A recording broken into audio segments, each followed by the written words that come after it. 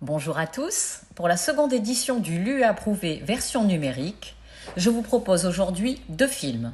Un film documentaire Pour Sama, réalisé par Ouad El-Kettab et Edouard Watts en 2019, et un film de fiction, Les Misérables, réalisé par Lajli en 2019 également. Ces deux films sont disponibles sur notre site en vidéo à la demande.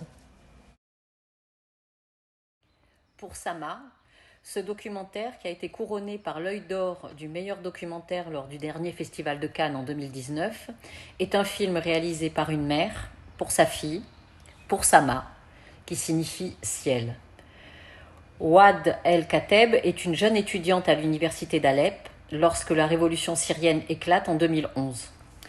Donc de 2011 à 2016, elle filme, pendant ces 5 années qu'aura duré le soulèvement contre Bachar el-Assad, puis le long siège de la ville par le régime syrien et l'armée russe, c'est-à-dire de juin 2016 à décembre 2016.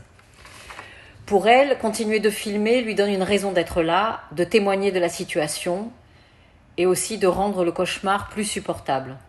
À un moment, avec son mari, ils auraient pu partir. Avec un bébé, on aurait tout à fait pu comprendre leur décision. Mais ils ont préféré rester pour résister pour la liberté de leur pays, plutôt que de fuir et d'être égoïstes. Ce témoignage personnel d'une femme, d'une épouse et d'une mère montre caméra au point le quotidien d'une population écrasée par son propre régime et qui lutte pour survivre. Ouad filme absolument tout. La ville d'Alep bombardée et réduite en ruines, les couloirs de l'hôpital de fortune que dirige son mari, d'ailleurs le seul des 8 hôpitaux qui n'ait pas été bombardé par le régime, car pour le régime syrien, cibler les hôpitaux brise le moral de la population. Elle filme également les blessés, les morts. D'ailleurs, le rapport à la mort est omniprésent dans les yeux et la bouche des adultes, mais aussi des enfants à qui on vole leur enfance et qui parlent de tirs d'obus, raids aériens, obus de chars, bombes à fragmentation, gaz chloré. Certaines scènes sont insoutenables, mais aussi magnifiques de solidarité et d'humanité, ce qui permet de garder espoir. La population syrienne ne pensait pas que le reste du monde permettrait une telle horreur. Et pourtant, quoi qu'il en soit, dans ce documentaire extrêmement puissant, il n'est pas question d'analyser la situation politique. Il s'agit juste de comprendre ce que fuient de nombreux Syriens. C'est une œuvre bouleversante, mais indispensable. Maintenant, je vais vous présenter Les Misérables, qui est un drame policier réalisé par Lajli en 2019. Et c'est son premier long métrage. Et pour un premier long métrage, je dois dire que c'est un véritable coup de maître, puisque ce film a été récompensé par de nombreux prix, le prix du jury au Festival de Cannes 2019, et aussi 4 Césars en 2020, dont celui du meilleur film.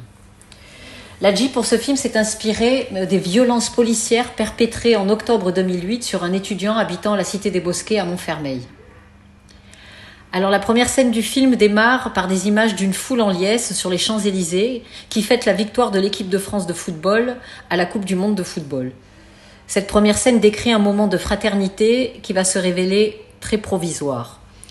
Le réalisateur dépeint de manière très juste la banlieue dite sensible, où chacun tente de trouver sa place et où il faut négocier pour que le vivre ensemble reste envisageable. C'est traité de façon assez objective et filmé presque comme un documentaire. Et ce film n'épargne aucun des deux camps, ni la police, ni la jeunesse en perte de repères.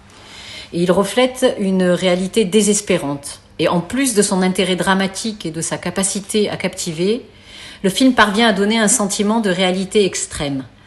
On est au cœur de la vie quotidienne des quartiers, avec les différentes communautés qui se côtoient, tant bien que mal.